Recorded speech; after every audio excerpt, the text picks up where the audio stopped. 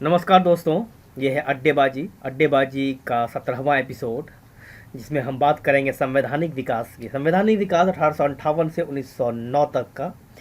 तो दोस्तों, मैं हूं चंद्रशेखर और आप देख रहे हैं हमारा चैनल संघर्ष द स्ट्रगल। चलिए बात करते हैं, आज की इस चर्चा को आगे बढ़ाते हैं, जिसमें हम बात करेंगे संवैधानिक विकास की। तो संवैधानिक विकास की प्रक्रिया में हम बात करते हैं, पहले यदि देखें तो संवैधानिक विकास 1858 से 1909 के बीच। तो इसमें सबसे पहले बात करेंगे भारत शासन अधिनियम 1858 की। उस जिसमें इसके जो जो दिया गया है, उसका जो एक्ट्स है उसके बारे में हम इस पर यहाँ पर एक पीपीटी आपके सामने रखे हैं। इस पर हम विस्तार से चर्चा आगे करेंगे जब हमारे साथ हमारे सहयोगी राज होंगे हमारे साथ। उसके बाद फिर हम बात करेंगे इसके भारत शासन अधिनियम 1861 का, भारत परिषद अधिनियम 1861, 1800 भारत का परिषद अधिनियम 1892, फिर भारत परिषद अधिनियम 1909, जिसको मार्ले मिंटो सुधार भी कहा जाता है। इसमें केंद्रीय तथा प्रांतीय विधानमंडलों के आकार तथा शक्तियों में बढ़ोतरी की गई। अब यदि देखें तो सब इस मार्ले मिंटो सुधार के बाद जो अतिरिक्त सदस्यों की संख्या थी 60 थी, और वो 60 जो सदस्यों था उसका जो स्ट्रक्चर है, उनके चुने जाने का क्षेत्र कुछ इस प्रकार है, इस चार्ट में आप देख सकते हैं। फिर इसमें देखते हैं प्रांतीय विधानमंडलों की शक्ति और विधान परिषदों के कार्य, केंद्रीय तथा प्रांतीय विधान परिषदों के क्या क्या कार्य हैं, इस पर चर्चा करेंगे। और इन सब पर चर्चा करने के लिए हमारे साथ हैं हमारे चिर परिचित पुराने सहयोगी राज। तो चलिए वीडियो के अगले सेक्शन में हम लोग बात करेंगे, इसी पर चर्चा करते हैं अच्छे से। तो चलिए आपको ले चलते हैं वीडियो के नेक्स्ट सेक्शन में।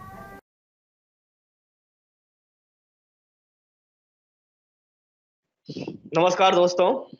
तो हम आ चुके हैं अड्डेबाजी के दूसरे सेक्शन में, जिसमें हम संबंधित मुद्दे पर चर्चा करते हैं। तो जैसे कि अब हम आप जानते हैं कि आज हमारा जो चर्चा का विषय है वो है संवैधानिक विकास। संवैधानिक विकास के हम पहले तो सोचा था कि संवैधानिक विकास के इस टॉपिक को 2 एपिसोड में खत्म करेंगे, लेकिन 2 एपिसोड में कम हो पड़ रहा है। अब इसे हम 3 एपिसोड में खत्म करेंगे। तो आज हम इसके दूसरे एपिसोड में हैं, जहां हम बात करेंगे 1858 से 1909 के बीच, यानी 1858 का जो भारत शासन अधिनियम है उससे लेकर मार्ले मिंटो सुधार के बीच के इस दौर में बात करेंगे। और इस पर चर्चा करने के लिए हमारे साथ है राज। नमस्कार दोस्तों। बड़े दिनों बाद आपसे बात करने का मौका मिला है। इसका कारण है जो मेरे मित्र हैं जो सामने दिख रहे हैं आपको, मिस्टर चंद्रशेखर जी, ये मैरिज में थोड़ा बिजी थे भाई साहब, शादी भी कर लिए हैं।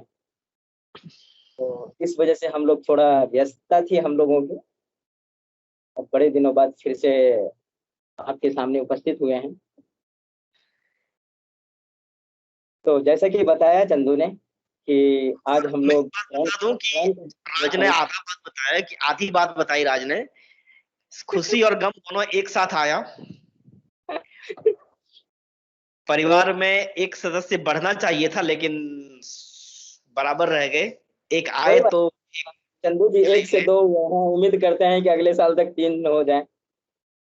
नहीं, मैंने कहा कि मेरे परिवार में मुझे लगा था कि शादी के बाद एक सदस्य बढ़ेगा, लेकिन बढ़ने के बाद एक कम हो गए। दादाजी नहीं रहे इसी बीच, आप देख के अंदाजा लगा सकते हैं। तो चलिए, अब ये व्यक्तिगत बातें तो होती रहेंगी। तो अब मुद्दे पर आते हैं।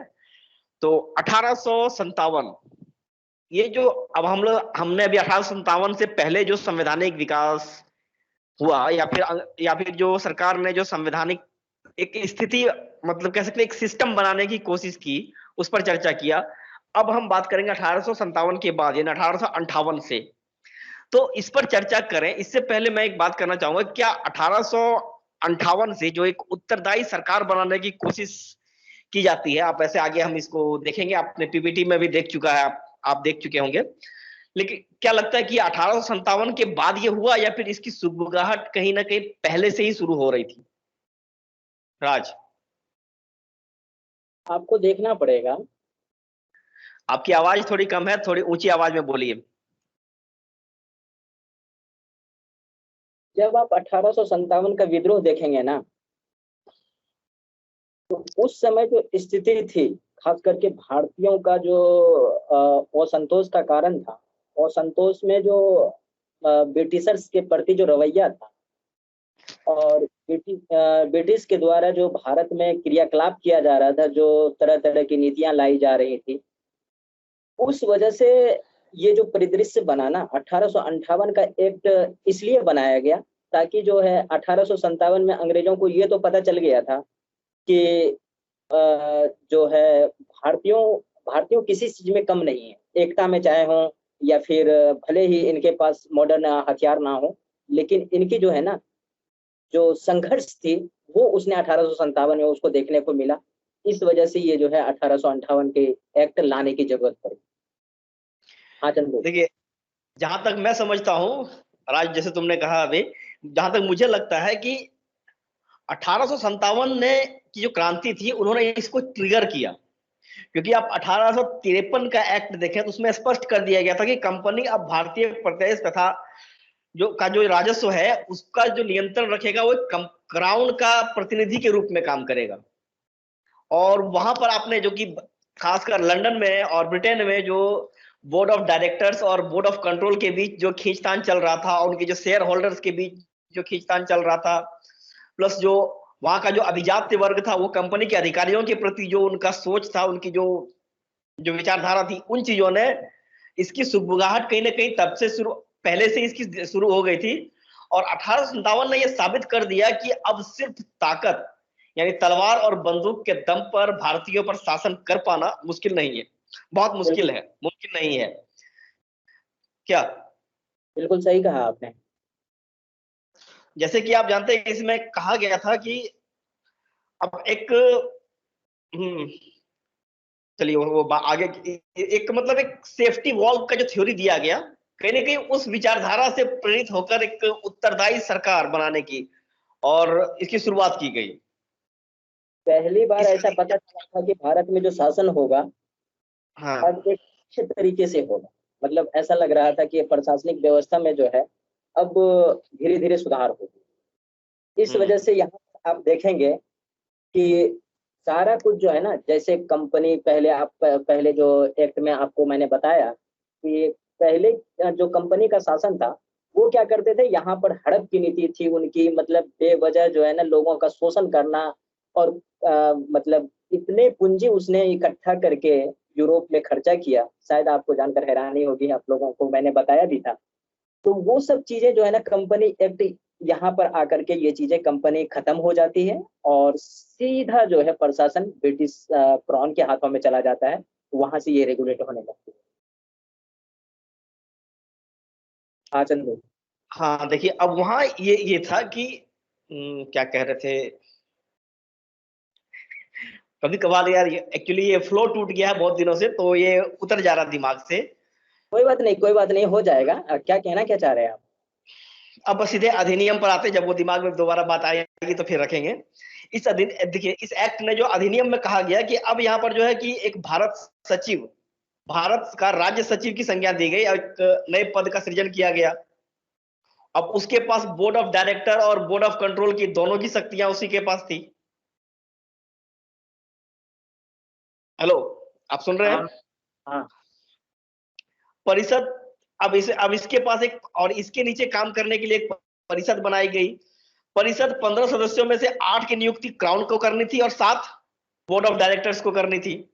बिल्कुल। अब क्राउन द्वारा जो, अब इसमें है अलग अलग इसके नियम है, जो क्राउन जिसको क्राउन मनोनीत करेगा उसके रिक्त होने पर उसकी पूर्ति भी क्राउन ही करेगा। और जो बोर्ड ऑफ डायरेक्टर्स का जो सदस्य है वो रिक्त होने पर वो बोर्ड ऑफ डायरेक्टर्स ही इसको नियुक्त करेंगे।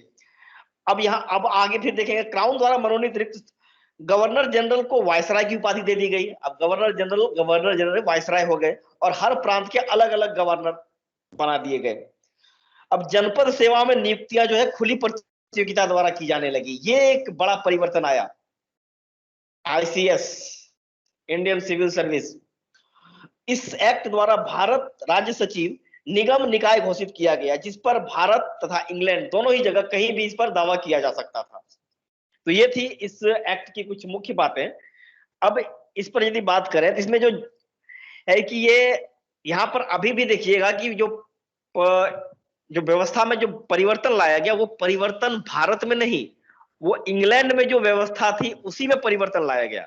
और यहाँ पर कंपनी का जो शासन था सिर्फ उसी को खत्म कर दिया गया। एम आई राइट राज?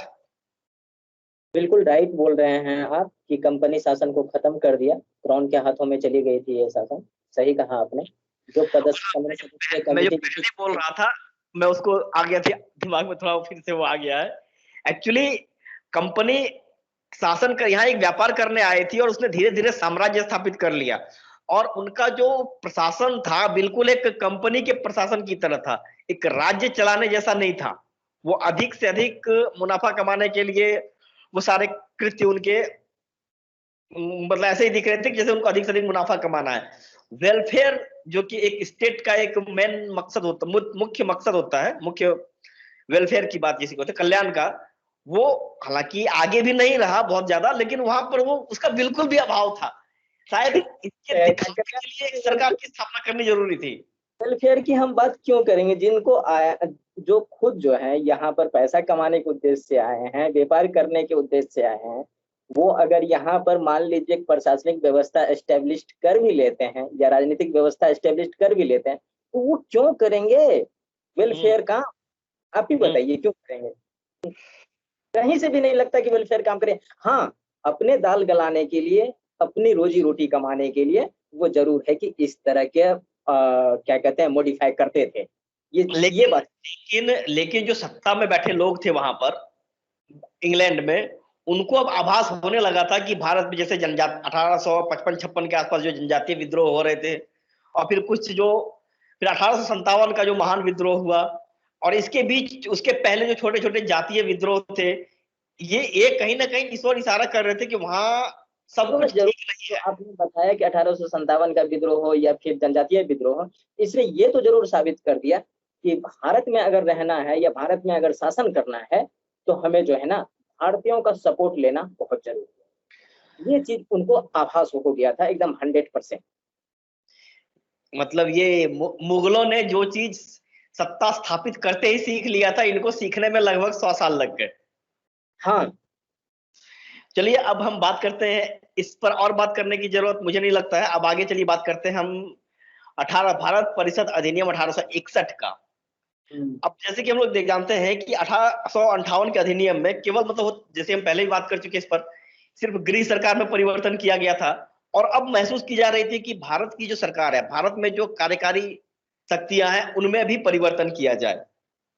यहाँ बंबई के गवर्नर एक बर्टल फेयर थे, उन्होंने अपना एक दृष्टिकोण रखा कि जब तक आपके पास कोई वायु दाब मापक यंत्र अथवा रक्षा कपाट के रूप में एक विचार विमर्श परिषद होगी, मैं विश्वास करता हूं कि आपको इसी प्रकार के अन्य अस्पष्ट तथा भयानक विस्फोटों का साक्षात्कार होना पड़ेगा।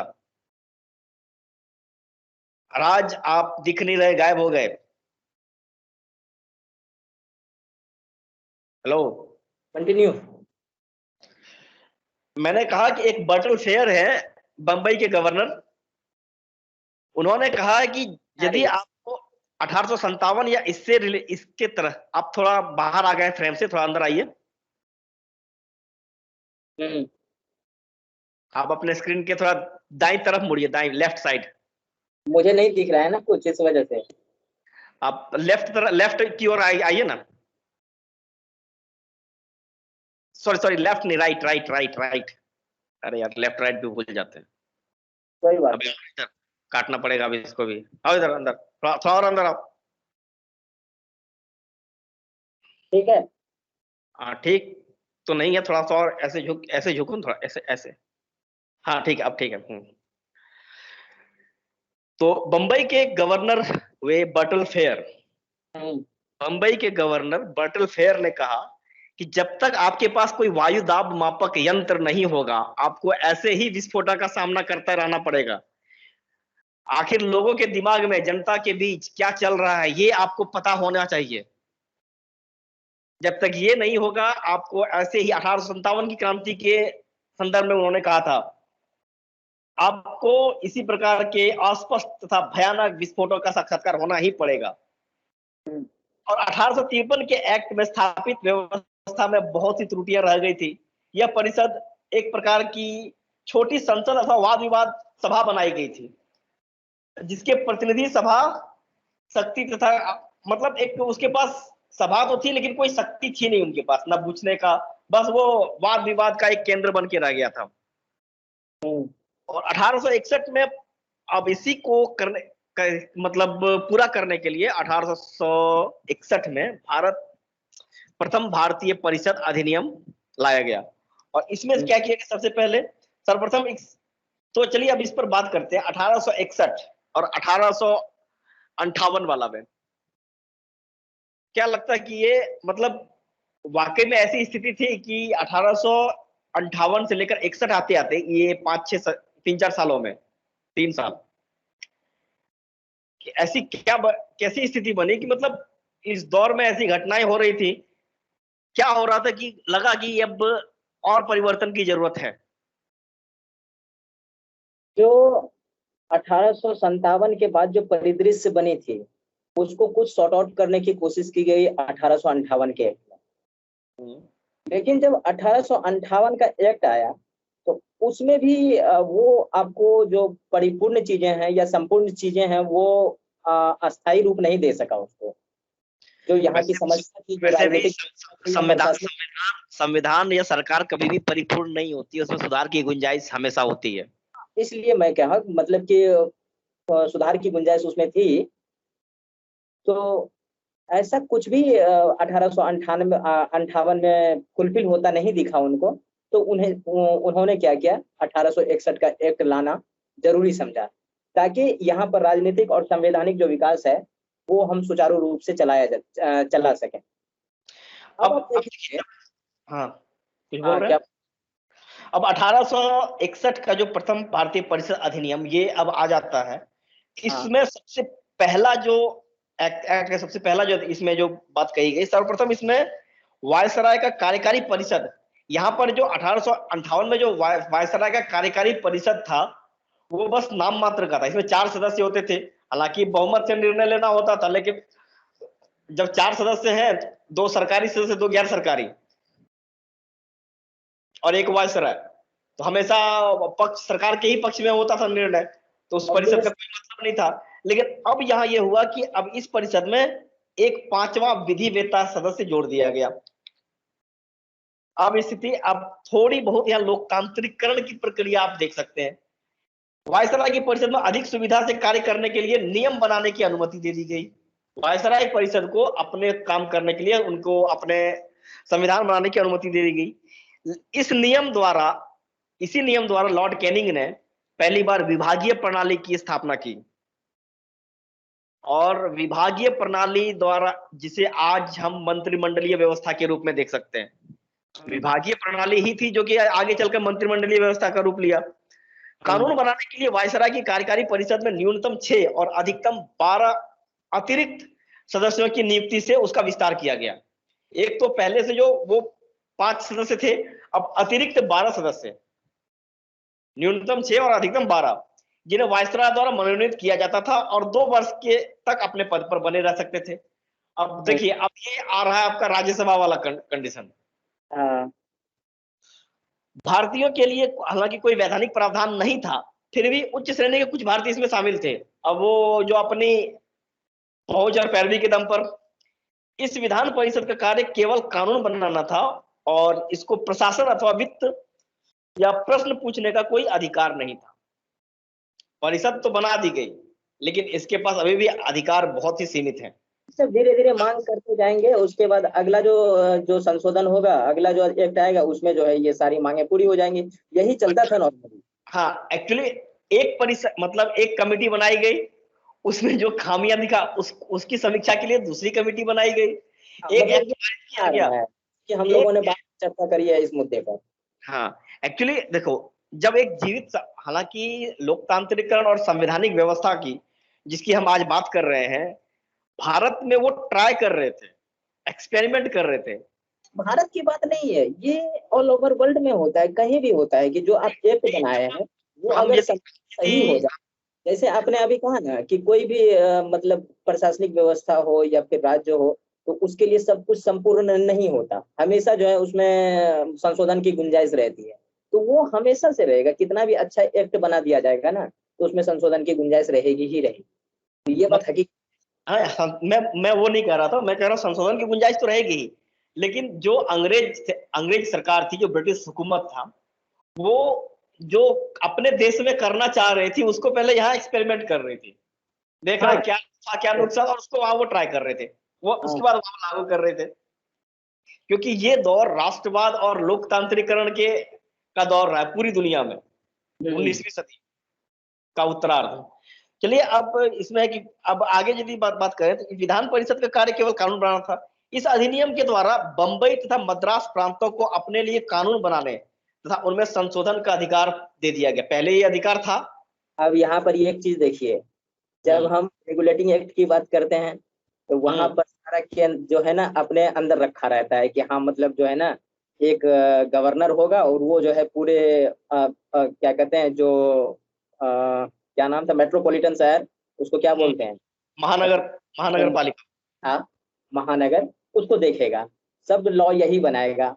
फिर जो है बाद में क्या हुआ कि सभी जगह अलग अलग जो है गवर्नर जनरल को नियुक्त किया गया, और फिर यहाँ पर आकर के हटा लिया गया था जब वायसराय की नियुक्ति हुई, और फिर 1861 में आकर के यही है विकेंद्रीकरण।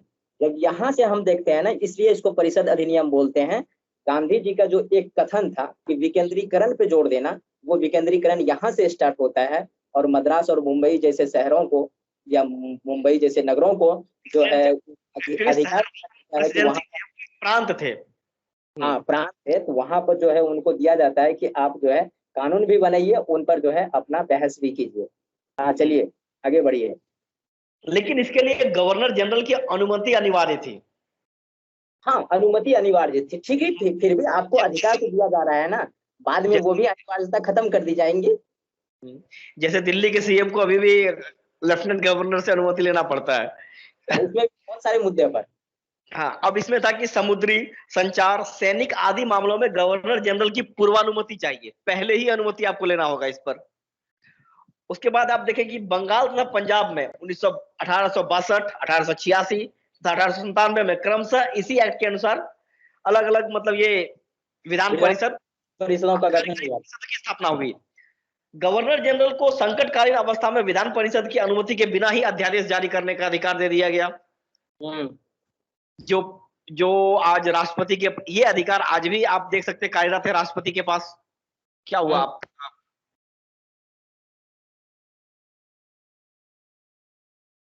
नहीं दिखता है, तभी तो पूछ रहा हूँ। ठीक है, अब दिख रहा है, चलो। गवर्नर जनरल को संकटकालीन अवस्था में अध्यादेश जारी करने का अधिकार दे दिया गया।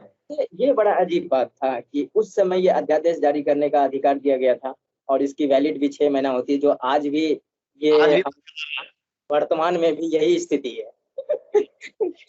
मतलब अजीब नहीं था एक्चुअली, तब की स्थिति थी कि जब आप देख सकते हैं कि ये संचार के साधन इतने उपलब्ध नहीं थे। मतलब कि जो ब्रिटिश प्रशासन था, यानी कि ब्रिटिश क्राउन था, उसका शासन पूरी तरह से कह सकते हैं कि कंट्रोल में भारत नहीं होता था। कभी कभी उसका जो गवर्नर जनरल या वायसराय है उसके विवेक पर भी डिपेंड करता था। आज भी तो ऐसे ही है। हाँ, जनता कहाँ पूरी तरह से नियंत्रण कर पाती है, सही कहा आपने। यही है कि आजकल विवेक पे डिपेंड नहीं करता है। हाँ, आजकल नंबर पर डिपेंड करता है। नंबर पर डिपेंड करता है, या फिर उसका जो है ना वो उसके जो पद मिले हुए हैं उस पर भी डिपेंड नहीं करता है, बस प्रेशराइज पर किया जाता है जो भी काम किया जाता है। Pressure group. हाँ प्रेशर ग्रुप काम करता है आजकल। तो अब बात करेंगे हम लोग 1892 का भारतीय परिषद अधिनियम। 1861 1858 में हुआ, एक परिषद की स्थापना हुई। अब ये परिषद, हालांकि परिषद की स्थापना तो पहले ही हो चुकी थी 1853 में ही, लेकिन 1858 में उसमें एक पांचवा जोड़ा, 61 में और थोड़ा विस्तार हुआ। धीरे धीरे ऐसे ही विस्तार होता चला जाएगा, जैसे कि आप पिछली बार जो कुछ कमियां रह गई वो 1892 में जो है संशोधित करके उनको अधिकार दे दिया जाएगा। अब बात करेंगे, देखिए अब यहाँ पर है कि 1892 का भारत परिषद अधिनियम। इसमें कहा गया कि पहला जो एक्ट है इसमें केंद्रीय विधानमंडल के सदस्यों की संख्या कम से कम 10 तथा अधिकतम 16 रखने की बात कही गई। अब 6 से 16 कर दिया गया, 6 से 10 और 12 से 16, न्यूनतम पहले 6 था, हाँ अब 10 किया, अधिकतम 12 था, 16 कर दिया गया। हाँ। इसमें सब परिषद राज्य सचिव की आज्ञा आवश्यक होगी। जो राज्य सचिव है वहां पर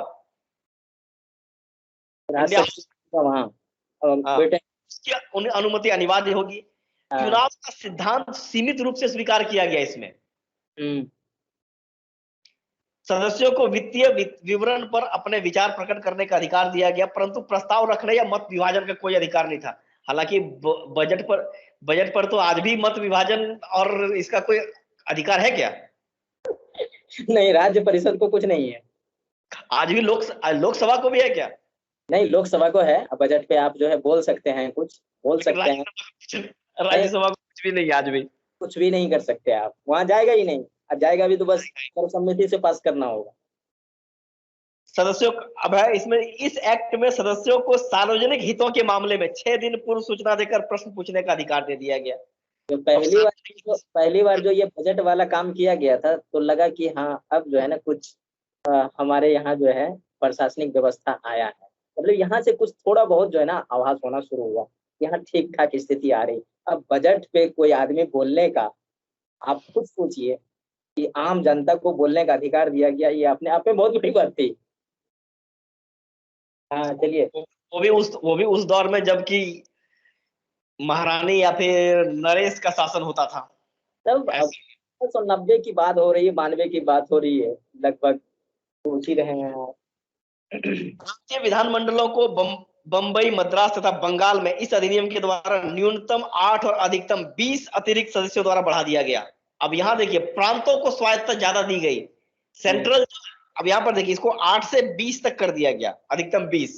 अभी पिछले पिछले में हम लोग क्या किए थे, विकेंद्रीकरण का मुद्दा देखे थे। केवल 2 जगह विकेंद्रीकरण किया गया था, मुंबई हाँ, और मद्रास आया था। अब यहाँ पर क्या किया उसने, और ओहरा अपना फैलाया। विकेंद्रीकरण की और अच्छी खासी हमें देखने को मिली। अब उसके पास जो परिषद है, परिषद में सदस्यों की संख्या बढ़ा दी गई। उत्तर पश्चिमी प्रांत में अधिकतम सीमा 15 निश्चित की गई। अब यहाँ ये था कि ये जो सदस्यों की जो संख्या रख रहे थे, इसके लिए कोई नियम कानून नहीं था, वो अपने हित से। अब देख रहे हैं कि बिहार, उत्तर पश्चिमी सीमा प्रांत जो कि आज का यूपी है, यूपी और बिहार में हमेशा प्रांतों में जो सदस्यों की संख्या है वो कम रखी गई। जनसंख्या वगैरह या फिर क्षेत्र से उसको मतलब नहीं था, क्योंकि उसको पता था कि यहाँ के लोग जो, चाहे वो 1857 की क्रांति हो, सशस्त्र विद्रोह हो या फिर वो शांतिपूर्ण आंदोलन हो, सबसे ज्यादा सक्रिय रहे हैं। वैसे भी ब्रिटिशर्स हमेशा इस चीज को ध्यान देते थे कि कहाँ जो है ना। बोलिए, हाँ सुन रहे भाई। अब मत देखिए, आप अपना फोटो नहीं आ रहा, आपका फोटो। हमेशा इस बात को ब्रिटिशर्स ध्यान देते थे कि अपने अपने जो उनके लोग हैं उनको उसमें ज्यादा प्रायोरिटी दी जाती थी। अब जैसे कि 10 लोगों का चयन करना है तो वो क्या करेंगे, 5 लोगों का अपना चयन कर देंगे और एक खुद अध्यक्ष की भी मान्यता दे देंगे कि इसकी भी वोटिंग राइट होनी चाहिए। वो अपने तरफ दे देंगे, बस हो जाएगा तुरंत काम। तो और हमेशा इस तरह का काम करते दूसरे एक और काम करते थे कि जो गैर सरकारी सदस्य आ रहे हैं उसमें भी 2-4 अपने लोगों को घुसा दिए। हैं। और इस एक्ट में आपको पूरी तरीके से कॉर्पोरेट जगत को आते हुए आपको देखने को मिल जाएगा। आप देख लीजिए पूरा Bengal of chambers of commerce, या फिर बिल्कुल। और भी जमींदारी और चैम्बर ऑफ कॉमर्स, विश्वविद्यालय, व्यापार संघ, ट्रेड फेयर, जितना भी है ये सारा जो है इसमें आता हुआ दिखाई देगा आपको। यानी कि कॉर्पोरेट सेक्टर यहाँ हावी होने लगा सरकार पर। अब जैसे कि केंद्रीय विधानमंडल जो था उसमें 5 गैर सरकारी सदस्यों का निर्वाचन प्रांतीय विधानमंडलों जैसे के गैर सरकारी सदस्य तथा कलकत्ता वाणिज्य मंडल के सदस्य निर्वाचित करते थे। वही तो निर्वाचन पद्धति अप्रत्यक्ष रूप से इन्हें, हाँ, हालांकि ये इनके परामर्श से ही इनका चुनाव होता था, लेकिन फिर भी इन्हें मनोनीत ही कहा जाता था। हाँ, यहाँ पर भी कहा जाएगा। अभी तक निर्वाचन को स्वीकार नहीं किया गया था। निर्वाचन की प्रक्रिया आएगी शायद 19 के बाद, अभी निर्वाचन यहाँ भी मुश्किल है आना। अब विकेंद्रीकरण के इस दौर में आगे बढ़ते हुए कहाँ कुछ खो गए। आप सीधा इधर कैमरे में देखिए भाई, कहाँ खो जाते हैं। नहीं नहीं, कहीं नहीं खोया। विकेंद्रीकरण की जो प्रक्रिया है इसको आगे बढ़ाते हुए 1909 का जो पार्लियामेंट सुधार है या भारत परिषद अधिनियम 1909 है, इसमें क्या किया, केंद्रीय और प्रांतीय विधानमंडलों का जो आकार बढ़ा दिया गया। इसमें सबसे पहले अतिरिक्त सदस्यों की संख्या 60, केंद्रीय विधानमंडल में जो अतिरिक्त सदस्य थे जो 12 थे, फिर इधर 20 हुए, अब यहाँ जो ये 60 कर दी गई। अच्छा, हाँ। अब विधानमंडल में 69 सदस्य थे, जिनमें 37 शासकीय सदस्य तथा 32 अशासकीय वर्ग के थे। चलिए इस पर अब देखिए, 32 थे शासकीय वर्ग के, सॉरी 37 शासक वर्ग के और 32 अशासकीय वर्ग के, यानी कि अभी भी यहाँ मेजोरिटी जो है सरकार की रहेगी, मोनोपोली सरकार की चलेगी। हालांकि केंद्रीय विधानमंडल में बहुत ज्यादा कुछ और परिवर्तन नहीं किया गया था। अब बात करें यदि प्रांतीय विधानमंडल के साथ, तो प्रांतीय विधानमंडलों में भी का विस्तार किया।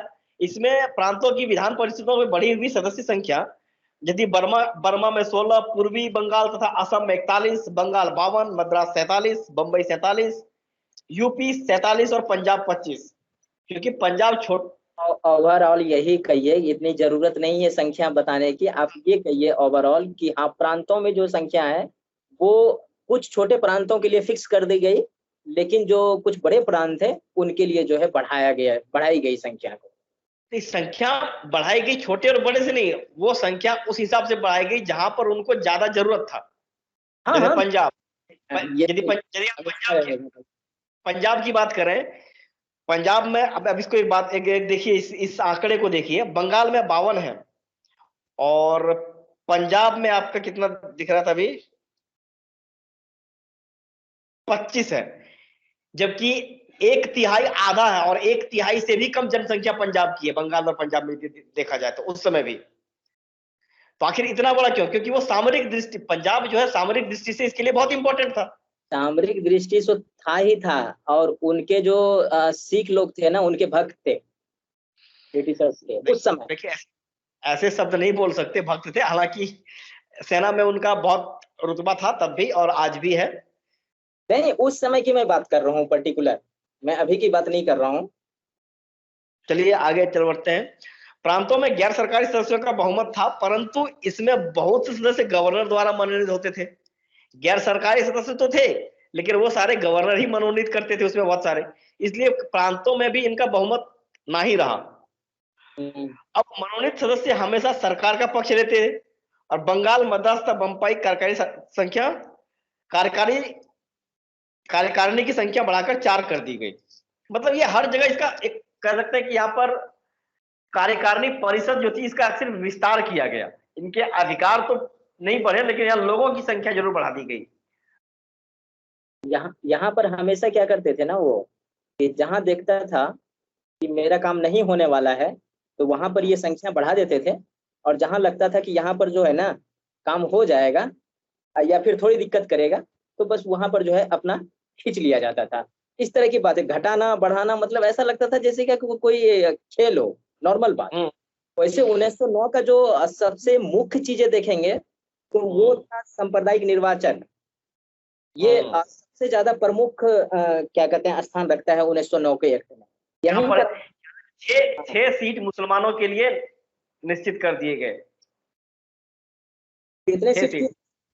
6 सीट जो भी किया गया, वो अशासकीय सदस्यों में से जो 6 भूमिपतियों का और 6 मुसलमानों का। हाँ, जिसके कारण इसका एक काफी आलोचना भी हुई और भारत में एक सांप्रदायिक राजनीति की जो शुरुआत मान कह सकते हैं, वो यहीं से कहा जाता है, यहीं से इसकी शुरुआत होती है। हाँ। अब यदि हम विधान परिषदों के कार्य की बात करें तो केंद्रीय तथा प्रांतीय विधानमंडलों में परिषदों के कार्यों का भी कामों का भी विस्तार हो गया। अब है कि सदस्यों के पास वाद विवाद के साथ पूरक प्रश्न पूछने का भी अधिकार हो गया। यस यस, उस समय तो बजट पर था, उस पर थोड़ा सा बात विमर्श करने का। यहाँ पर अब आया अनुपूरक प्रश्न भी पूछ सकते हैं आप। विधानमंडल में बजट की विवेचना के लिए विस्तार पूर्वक एक नियम बना दिया गया, पूरा बजट का जो नियम कानून था, और ये नियम आपको पता होना चाहिए कि 1998 तक जारी चलता रहा। बजट से रिलेटेड जो नियम थे, हाँ, 1900 और कहीं ना कहीं अभी तक वो जारी है, बजट से जुड़े हुए जो नियमावली है। नहीं, अब तो है कि अब तो दोनों सदन में अलग अलग व्यवस्था की गई है ना। मतलब लोकसभा में आप देखेंगे तो यहाँ पर आप बात विमर्श कर सकते हैं, मतदान कर सकते हैं, लेकिन राज्यसभा में ऐसा कोई प्रावधान नहीं है, कुछ नहीं। ये अब सदस्यों को मतदान का अधिकार नहीं था, परंतु वे स्थानीय निकायों के लिए धन की मांग कर सकते थे। अभी भी इनके पास सदस्यों को किसी भी बिल पर मतदान का तो अधिकार नहीं है, लेकिन हाँ, स्थानीय निकायों के लिए वो धन की मांग कर सकते हैं। करों में संशोधन, नए ऋण आदि के लिए प्रस्ताव रख सकते थे। सरकार विधान परिषद के प्रस्तावों को मानने के लिए बाध्य नहीं थी। ये तो कभी नहीं होगा, आज भी नहीं है, पहले भी नहीं था, बाध्य नहीं। आज तो बाध्य है। आज लोकसभा के निर्णय को मानने के लिए सरकार बाध्य है। नहीं है, बाध्य कहाँ? लोकसभा यदि पास करे कुछ, तो क्या सरकार उसको मना कर सकती है क्या? संसद पास करे, सरकार मना कर सकती है क्या? अब वो तो डिपेंड है, सब लोकसभा में उसी का है बहुमत। अब जो है किसका होता है, बहुमत पे सब कुछ डिपेंड करता है। अगर बहुमत में होगा तो अपोजिशन पार्टी तो बहुमत में होगी नहीं कभी, ये आप खुद देखेंगे। ऑब्वियसली माना जाएगा। देखिए, एक कभी भी विषम परिस्थिति कभी भी आ सकती है किसी। एक्चुअली संसद के अंदर भी लोगों के पास अपना विवेकाधिकार है, अपने विवेक से वोट कर सकते हैं। विवेकाधिकार पर तो राष्ट्रपति को है, लेकिन कितना करते हैं विवेकाधिकार पे काम? देखिए, व्यवहारिक चीजें अलग हैं, सिद्धांतिक चीजें अलग। लेकिन व्हिप का जो चाबुक चलता है वो लोगों को बाध्य कर देता है, हालांकि ये विवेकाधिकार को सीमित कर देता है। वही तो कह रहे हैं, बहुत सारी चीजें ऐसी है कि हम लोग भले सैद्धांतिक बातें करते हैं, व्यवहारिक में बिल्कुल अलग है वो चीजें। विदेशी संबंध हो, जैसे देशी राजाओं और कानून के सामने जो निर्णय करने के लिए आया है, जो कोर्ट के पास जो मैटर है, और रेलवे जैसे मुद्दों पर सदस्य सवाल नहीं उठा सकते थे। रेलवे उसमें एक बहुत बड़ा मैटर था, जो सरकार के लिए, ब्रिटिश गवर्नमेंट के लिए, उसको मतलब कह सकते हैं कि उसका नाक का बाल था, जिससे आप छेड़ नहीं सकते। तो और कुछ इसमें बाकी रहता है क्या राज, आपको लगता है जिस पर बात करनी चाहिए? इसमें बस एक चीज रह गया है आपका, कि जो इस अधिनियम के अंतर्गत पहली बार किसी भारतीय को वायसराय और गवर्नर की कार्यकारी जो है कार्य परिषद के साथ एसोसिएशन बनने का प्रावधान किया गया है इसमें। मतलब इसमें पहला व्यक्ति जो है वो सत्येंद्र प्रसाद सिन्हा को बनाया गया था। ये जो है कार्यपालिका के प्रथम सदस्य भी बने, और इन्हीं को जो है विधि सदस्य भी बनाया गया। मतलब कि ये इसी के तहत आता है। और दूसरा चीज, एक चीज और आपने छोड़ दिया था इसमें, कि जो हम पिछला वाला एक्ट देखे उसमें तो आपने देखा कॉर्पोरेट जगत को इसने मनोनीत किया। क्या करता है, इनको मनोनीत किया, इनके सदस्यों को। हाँ, वो किया था 92 वाले में, 92 वाले एक्ट में ये चीज किया गया था। लेकिन इस एक्ट में आते आते 1909 वाले एक्ट में पार्लियामेंटो सुधार में क्या करता है कि कॉर्पोरेट जगत को एक प्रतिनिधित्व दी जाती है। तो ये चीजें हो जाती हैं।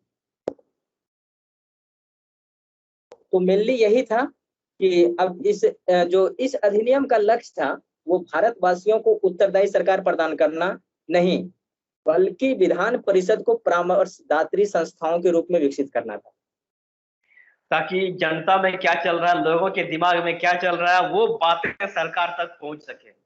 हाँ बिल्कुल, परामर्श, मतलब जो विधान परिषद होगा उसमें आप बिल्कुल परामर्श कीजिए। ऐसा नहीं था कि केवल उत्तरदायी सरकार बन जाए, वो तो जानता था कि होगा भी नहीं है। उसके बाद क्या, वोट देने का अधिकार उन्हीं लोगों को दिया गया जिनकी जो है वार्षिक आय 15,000 रुपये, 10,000 या 15,000, 15,000 चलिए, या फिर जो कि 10,000 रुपये लगान के रूप में देते थे, उसी को वोटिंग का अधिकार दिया गया।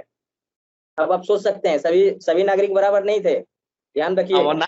वहां अभी भी मतलब क्या कहते हैं, यूनिवर्सल सफरेज की बात नहीं हो रही थी। वोटिंग राइट तो आ रहा था, लेकिन यूनिवर्सल सफरेज नहीं आया था अभी भी। चीज और देखिए, बंगाल में वही वोट दे सकते थे जिसके पास राजा वो नवाब की उपाधियां थी। ये स्पेशली बंगाल के लिए था। और बाकी पूरे देश के लिए ये था कि जिसके पास 15,000 रुपये या 10,000 रुपये लगान के रूप में देता था, तो वो जो है वोटिंग कर सकते थे। ये इनके जो है ना इस एक्ट से यहाँ तक निष्कर्ष निकलता है। हालांकि तब वो चाहकर भी ऐसा यूनिवर्सल सफरेज की बात नहीं कर पाते, यदि यहाँ वो करते तो वही बात उनको इंग्लैंड में भी लागू करना पड़ता ना, और वहां तो अभी भी हाउस ऑफ लॉर्ड्स। ऐसे आप देखेंगे ना कि जिस हिसाब से अपने देश में बदलाव आया, आ, बहुत जल्दी जल्दी बदलाव सामने आया, और हम लोग जब वोटिंग राइट की बात करने लगे तो महिलाओं को भी एक साथ लेके चले।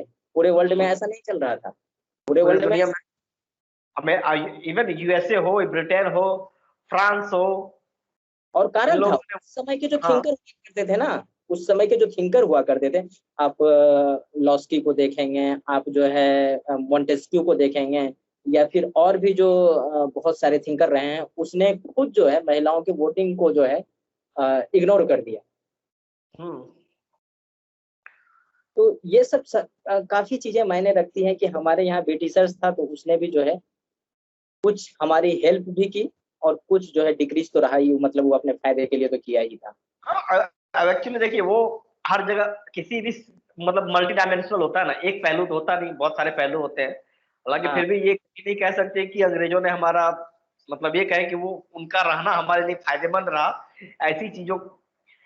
तो एक चलिए अब जाते जाते एक सवाल बनाते हैं कि आखिर हम यदि 1858 से लेकर मॉर्लम मिंटो तक की यदि बात करें, इससे किस तरह के सवाल बन सकते हैं मेंस या पीटी में। प्री में तो ज्यादा सवाल बनने के कोई चांसेस यहाँ दिखते नहीं है। नहीं, पीटी में भी सवाल बन सकते हैं। किसने कहा कि पीटी में सवाल? पीटी में बहुत सारे सवाल बन सकते हैं, क्योंकि जैसे आप जब आईएएस और पीसीएस के एग्जाम देंगे तो वहां पर डायरेक्ट आपको स्टेटमेंट आ सकता है कि बजट में बोलने का अधिकार किस एक्ट में आया था। मतलब डायरेक्ट क्वेश्चन आपसे पूछा जाएगा, ऐसा नहीं कि घुमा फिरा करके। बजट पर बोलने का अधिकार या परामर्श करने का अधिकार किस एक्ट में आया था। आपसे पूछा जाएगा कि जो सांप्रदायिक चीजें थी, जो मुस्लिम को वोटिंग का अधिकार किस एक्ट में आया था। तो ये सब चीजें आपको देखने को मिलेंगी। सांप्रदायिक राजनीति की शुरुआत किससे मानेंगे। हाँ, अब यहाँ पर आप तीसरा क्वेश्चन ये भी एराइज कर सकते हैं कि जो सांप्रदायिक का जनक किसे कहते हैं। तो मार्ले बाबू उस समय जो है ना, उसी को कहा जाता है कि उसको उसका जनक कहा जाता है सांप्रदायिकता का। तो सांप्रदायिक राजनीति के जनक मॉर्ले, हाँ भारत में भारतीय सांप्रदायिक राजनीति के जनक मॉर्ले को। हाँ। तो तो यदि मैं ये से कई मुख्य परीक्षा की दृष्टि से देखें तो क्वेश्चन अनुरूप अनुपूरक प्रश्न के बारे में पूछा जा सकता है, या फिर जो है आप ये देखेंगे कि विकेंद्रीकरण की शुरुआत कहाँ से होती है, किस एक्ट से होती है, भारत सचिव कब बना दिया की गया, बात करेंगे तो एक मिनट, विकेंद्रीकरण की यदि बात करेंगे तो 1861 से इसकी शुरुआत मान सकते हैं। हाँ मान सकते हैं 1861 में। लेकिन पहले भी ये चीज एक बार देखने को मिली थी, लेकिन फिर हाथ खींच लिया गया था। हाँ, फिर हाथ खींच लिया गया था उसमें, वो हाँ, 1853 में। 1853 में नहीं, उससे भी पहले। 33 में। हाँ 33 में शायद। 1833। हम्म। तो तो यहाँ से अब देख सकते हैं। दूसरी बात ये भी आपको क्वेश्चन पूछा जा सकता है कि वायसराय की पहला वायसराय कौन था, और पहली बार जब वायसराय बने तो किस एक्ट में जो है प्रावधान किया गया डायरेक्ट गवर्नर जनरल से वायसराय का। तो ये सब सारी चीजें हो सकती है। भारत सचिव का वर्णन किस एक्ट में मिलता है डायरेक्ट। अब चलिए इसको मेंस के लिए यदि मुख्य परीक्षा की दृष्टि से किस तरह के सवाल बन सकते हैं। मुख्य परीक्षा की दृष्टि से डायरेक्ट इस एक्ट से तो नहीं आ सकता है, लेकिन हाँ आपसे ये जरूर पूछा जा सकता है कि एक संवैधानिक विकास की प्रक्रिया को समझाएं, या टिप्पणी करें, या फिर आलोचनात्मक परीक्षण करें संवैधानिक विकास के कार्यक्रम को। तो यहाँ पर आपको इस जो एक्ट नजर आ रहा है, जो एक्ट हम लोगों ने अभी डिस्कशन करी, इस एक्ट को संदर्भ में रखकर आपको ये चीज बताना पड़ेगा। जैसे कि आपने 1858 के एक्ट से एक दो पॉइंट ले लिया कि यहाँ पर वायसराय की नियुक्ति की गई, यहाँ पर जो है परिषद में जो है संख्या बढ़ाई गई। तो इस तरह की चीजों को आप यहाँ पर कर देंगे। उसके बाद जैसे ही 1861 वाले में जाएंगे तो यहाँ पर आप कहेंगे कि विकेंद्रीकरण की व्यवस्था की गई, अध्यादेश जारी करने का अधिकार दिया गया। इस तरह की चीजें आप कह सकते हैं। फिर 92 के एक्ट में जाएंगे तो वहां पर आप ये कह सकते हैं कि जो बजट में बहस करने का अधिकार दिया गया।